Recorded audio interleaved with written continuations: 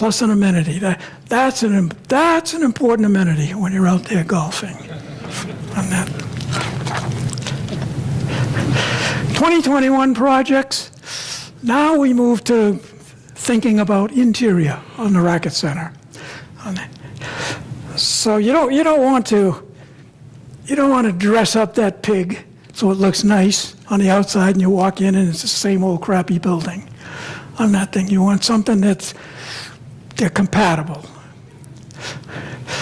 So, the old sayings, putting lipstick on a pig or a new suit with an old tie and shoes are apropos if we just fix the outside and let the rest go. Amenities for a lifestyle again. Here again, you want it to look nice, feel nice, be nice, and project an image that everyone else accepts also. Now we're into the little longer range. Those are some of the front ones. 2021, 2022. These tend to be a little more questionable as to where they're going to happen, what they're going to be like, how they're going to look, how we're going to finance it. Those are all things that have to be dealt with. First of all, facilities maintenance and receiving. If you drive by that right now, you'll see it's kind of a hodgepodge of miscellaneous. It's sort of like a Skid Row area. You come right down to it. Heatherhurst Interiors. Complete interior renovation of Heatherhurst. Heatherhurst hasn't been renovated since it was built. So it's kind of looking, it meets a basic need, but it could meet a lot more need too. And that could be an equivalent to Stonehenge if we wanted it to be out in the future. St. George Marina Clubhouse, here again, that hasn't been renovated or done anything major to I've been here 11 years, and I know it hasn't been touched in 11 other than the cookout area, the covered area. It'd be nice to have that. It's just nice and neat and clean. Looks nice. You can go sit there and have a hamburger, do something. Public works services, there's an issue which we got to address. And here again, make that amenity a worthwhile amenity, not an eyesore. 2022, 2023. Now, this is the one that's going to get you most excited. Try not to get out of control. This starts to build on the concept of a focal point within the glade. You come into the glade now, you hit a nice station. If we do the racket center, you have a nice racket center, and then you look across the way and you see a grungy old mall and things of that nature. You see an inefficient setup. We run banquets and we run things out of here, but it's a kludge affair in that we're running stuff from legends and all that sort of thing. So it's never really they make it look a lot smoother than it really is. Let's put it that way. And our CCC building that we have, this building right here, has some deficiencies that need to be addressed to satisfy what we want to do on here. So, one of the ways to address the issue is to get a more integrated facility. Legends itself is old and dumpy. It's going to have to be redone as a golf course facility eventually on that thing, but it doesn't necessarily have to be redone as a restaurant or an F&B facility. Maybe, but it doesn't have to be on that thing. This one here requires a whole lot of evaluation and analyzing for this major project to ever come to fruition. I mean, we've got to decide how much focus we want to put on events and stuff like that. I mean, how much is our social life a part of our character here in Fairfield Glade?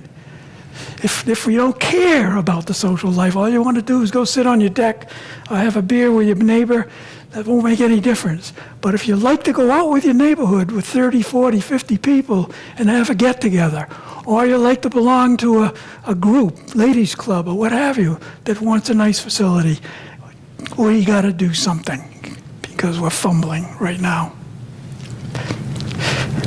So, that's all set up in here. If we can repurpose, we can spread this around, can do a lot of different things.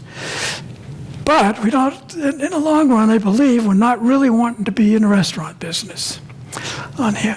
So if we can't find an operator wanting to do this, and I got to tell you, so far, even things like Stonehenge and the existing Legends cannot find a person that's willing to jump up and do exactly what we want it to be on here. We may just be the landlord, like a Tom Anderson, and find ways to make it flexible, usable, affordable on here. Where would it be? What would it be? For right now, you've got the mall that exists. There's a village center, or whatever you want to call it, would be right in here. CCC is up in this area right here. Those two would get integrated somehow, whatever it is. So this is part of land use planning in terms of what's where, why, and how on here. But here again, that's the first pass at a land use plan. Could change many times. Also in 2023, 2024, there's an irrigation system project that needs to be handled at Heatherhurst. We've done Stonehenge, we've done Dorchester. Heatherhurst needs some action on here right now. Current system's 30 plus years old. It's just a matter of time before it starts to break down more often than it does. And it'll improve the condition of the course and playability. Whether you like it or not, the focus on golf is still important here. I mean, that's what drives, that golf course drives a lot of revenue and cost. So it has to be kept up. If it begins to look like a farmer's field, forget it, we've lost our advantage. Okay. All costs are rough estimates of what we think, emphasis on think, it will take to complete. This is what we know as of today. I mean, things can happen. A year from now, asphalt can double in price, and concrete can go up, or who knows what. So this is a picture as of now. Okay, what does that mean dollars-wise? I don't want you to remember these numbers on that. What I want you to do is think about them from a philosophy point of view for a minute. For example, this is going from 2018, which is basically actuals, out to 2023 on here. Based on everything that we've said up to now, this is kind of where the dollars might fall. Not necessarily, because they may move and change and what have you. Scope can change, schedule can change, design can change. But there's a new signage project, as I said, in 2020. Building maintenance and receiving, that's 2021. Master planning, that's coming up. That 50,000, that's an investment in the future in terms of what we're doing. Fire station. Now this is a new one. I didn't even have that on the chart before, but the fire station is asking for capital improvement on that building, which, based on the surveys we had done 6 or 8 years ago, it does need it. It's not a very nice building if you go in there, and it's not very efficient. So that's a possibility right there. The police station, we've already spent $500 on it, $400 to purchase and $100 for the improvements we've done, and we've got the rest of the improvements next year scheduled. For subtotal for all of the property owners' projects, these are the things that kind of need to be done. We don't really have a lot of options on this. And you can see it's 600, 1,360,000, 1,300,000, 800, and then these are the two big numbers out here, which I'll talk about separately in a minute. But, and then there's a, go to the next chart, Bob. These are the amenity projects. The amenity projects being above and beyond normal update, upkeep, enhancement type projects on here. And you can see where these numbers all kind of fall. These are projects here that, yeah, they've got some flexibility to them if we needed to move them around and scope identification. But remember, I'll summarize this in a minute. This all comes back to reserves. Next chart. If we did everything precisely as laid out on that board, and the costs were correct and perfect, no question, you'll have to borrow money to do it. So the real issue comes up on all the discussions on just what that means. When I say borrow, does that mean I have to borrow $1 million or do I have to borrow $5 million? And so that's all to be determined. It's just here, I'm just focusing on the word borrow. That seems to be the negative word to everybody. Okay, 63% of the people that we surveyed said, it would be okay if we borrow a little money to keep it a desirable place. It's the word additional here that gets everybody's attention. I mean, if I told them I needed to borrow $500, man, hands would go up all over the place. If I said, hey, I need to borrow $5 million, people think twice or 3 times or 4 times. So, yes, 69% agreed. That says that there's 31% that have reservations. Let me put it that way on that. Financial Advisory Committee will advise board as to what we can afford without significant dues increases. In addition here, the SBC has a say in this too, in terms of the strategy of where things go, how they move around, what moves out, what moves in. There's a lot of work. This coming year, if we do our job right, there's a lot of work to be done, a lot of analytical work. This isn't going to be show up once every couple of months, chat a bit about it, and go on. This is deep analysis, evaluation, discussion, public forum, etc. Lot of work. It can be boring for some of you to sit in and listen to this stuff, but if you want to know what's going on, you gotta.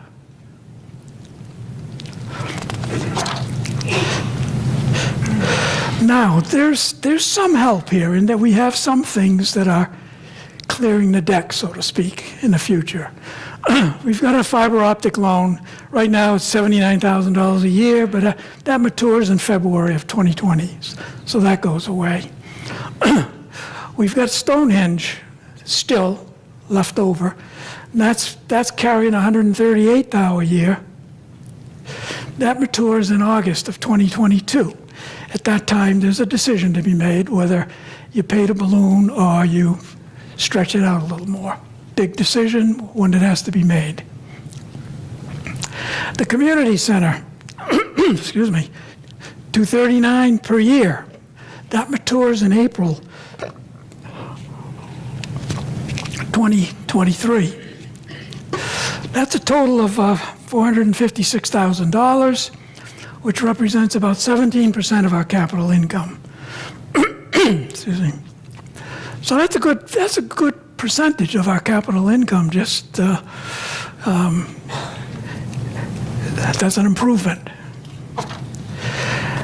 Okay, let's talk about reserves for a minute. You can tell I'm sort of hung up on this part of it. Yeah.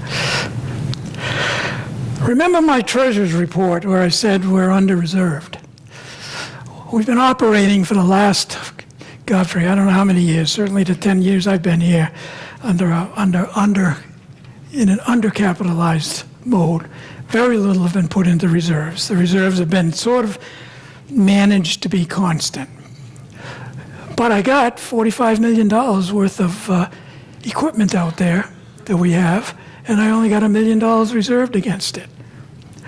One building goes down, one building falls down that's not covered by insurance, then you've got to find how to pay for it. Had we been reserving for the last 30 years, the monies would be sitting there to cover at least a goodly chunk of it. But reserves get people upset because you don't see reserves.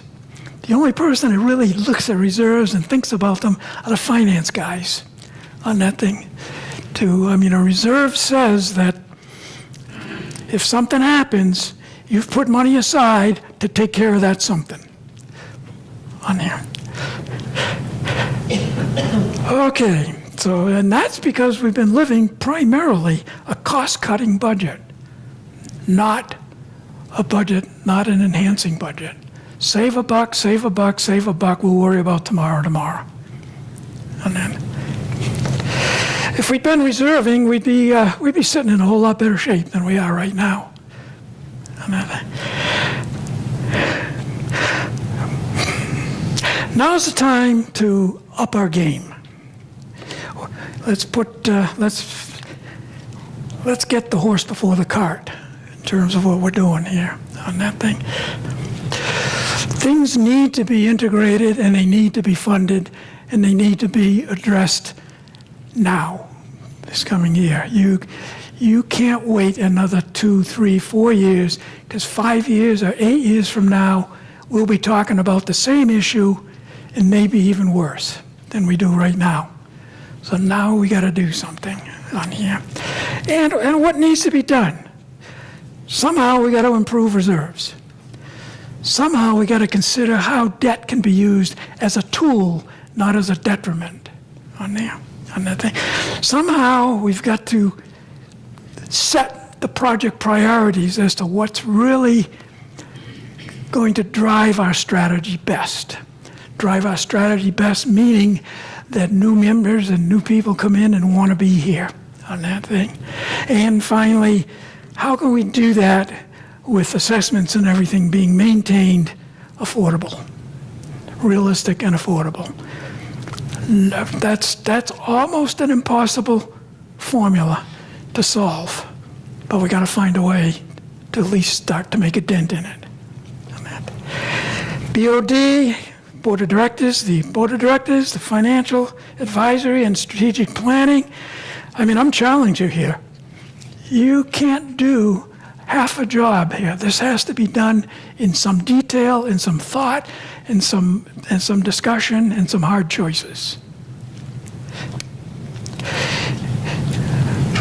Now, one thing I want to say on here is two things. One, if you go through this chart, you'll see how the capital reserves, given the plans that we have, deteriorate. We'll go out of here this year with about $1.6 million almost. If I just keep doing what we're doing, we're going to be negative out in those later years. Capital income, this line item right here, is the percentage of your assessment that's put into capital accounts, that 25% every month.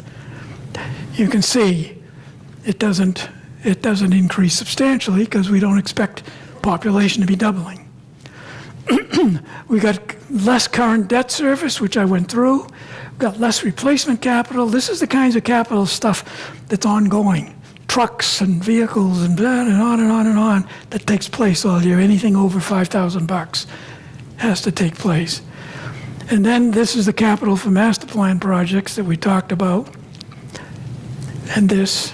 So that's the problem. That's the bottom line problem. What I don't want you to do is to go out of here thinking this is a done deal. There's a lot of work to be done. We got ourselves into this over the last 10 years or more. Now we got to find a way to get out of it and to move ahead.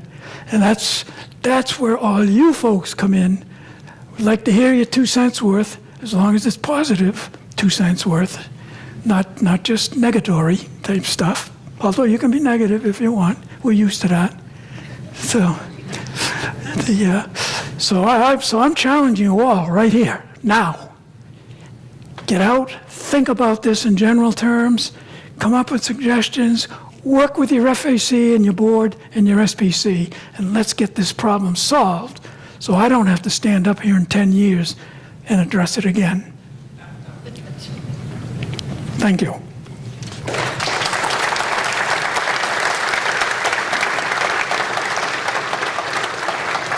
I am open for questions. Yes, sir. Have you guys considered a special assessment? Let's say every time that comes up.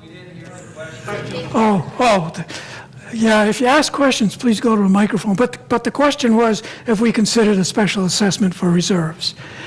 And the answer to that is, yeah, it comes up from time to time, but it always gets squashed because at the moment we don't believe that would be a readily acceptable solution. Could change. I agree with the concept, but yes. God, was I that good? All the questions are answered? This is on the website, right, Bob? It will be tonight. Okay, this will be on the website tonight, so you can go in and look at it. Bob's available, the board's available. If you got a specific question, I'll even answer them. Yes. When you say a proposal of a new restaurant, are you talking about taking away Legends and replacing it with a new restaurant? Pretty much. Say a new restaurant with our F&B license. Now, keep in mind, we're out there 3, 4, 5 years on that thing. But yes, the answer is that it would replace Legends. Oh, I'm sorry. Yes, I have a couple. On a special assessment, when it's been brought up before, was there any idea of how much of a special assessment it would be? No. Okay. No, I'll cut you off right there. Say no, because all of this detail work has to be done in order to calculate Before you would know. before you even know. Okay, and also on the current Village Mall, am I understanding that nothing's going to change with that? Don't know. That's With one the of those. proposed That's two-story general store in relation to that? So, no, there are two separate entities. The Village Mall is a separate entity. They can do whatever they want. right. And we can, we'll try to negotiate it. The general store is under the developer. He can do pretty much what he wants. So they may end up in some minor competitions here and there. But, Okay, one more question. yes, It seems like it's taken a year from last year till now to when Mr. Anderson took over. So what's the delay in giving that lease or whatever to Robin Hood Park? Thank you. I can answer what it would mean for me. I don't know what his delay is. I don't know, but you folks ought to realize that it takes time for major decisions in any kind of organization to occur. You can't just jump in and say, I'm going to build that building and I'm going to do this and go do it. They got to go through the same analysis and what have you. A year's not unreasonable. Just like that restaurant building out there that's 2 or 3 years out. That's probably almost unreasonable that it's so close in. It takes time to make those kinds of million-dollar decisions. Yes, sir. Two questions, one also in regard to the general store and one in regard to the 14% decrease in revenues from visitors that you mentioned during the presentation on the audit. First, in the general store, just curious, because we talk about the value of transparency, and also we mentioned getting consultants for a number of things. It sounds like that there were a number of, you said, commercial developers that weren't interested, and I was curious if we, in service of transparency, can get notes from them, kind of as a form of consultation about what their concerns were about going in on a general store, whether it's competition, projections for future, or just what they saw as some of the problems and concerns around that. So that's one question, if we'll have access to something like that. And the second question had to do with 14% decrease in revenues from visitors. Just to clarify, was that primarily from timeshare folks or other guests? And you mentioned that there's 20% of new members come from that. So that would equate to approximately a 3% decrease in new members, affects supply and demand for home prices, revenue. So that seems like a really relevant statistic to me. And so I was curious about what the thinking is in terms of understanding why that decrease and what the plans are to do to address it. I like to think of Fairfield Glade Community Club as a Rubik's Cube. And by that I mean any one thing changes, as you know, everything else changes with it on here. Sometimes big, sometimes little. So valid questions, but I don't have the answers to you for the moment on that. But those are more analysis that has to be done. As far as the developers and things like that, I mean, we're not, Bob, correct me if I'm wrong, but we're not actively involved in looking for, to solve Tom's landlord problem. I mean, he's the one doing that research and that analysis, and I don't have access to it. The 14% is strictly timeshare revenue. There's timeshare amenities. So just to clarify, so make sure I understood your response then. So in regard to the first question on general store, that's kind of a black box that he's negotiating and we don't have access to that information. Is that basically your answer? From that perspective, yes. As far as being integrated with our overall, our overall plans, we are part of that. But as far as the details, that's a black box. Okay, and as far as the second question goes, did I understand you to say we really don't have an understanding of why we had that drop of 14%? That's true. And there's no clear plan for addressing that? We have a feel of what some of the factors are, but don't know them all. So it sounds like you'd appreciate some input from members in getting some clarity around that. That's certainly an issue we've been watching all year, we're looking at, but I don't know the answer to it yet. And it's timeshare revenues only we're talking about. Right, okay. On that thing. All right, thank you. Yeah, excuse me. Yes, you had a question? It's a 3% drop, not a 14% drop. It's a 3% drop in people. Yes. Revenue. Revenues now? Timeshare revenues. Oh, the timeshare revenues, yeah. Yeah. So there's a lot of work to be done, as I said before. Things aren't easy. Any others? I appreciate your attention. I hope I imparted some knowledge.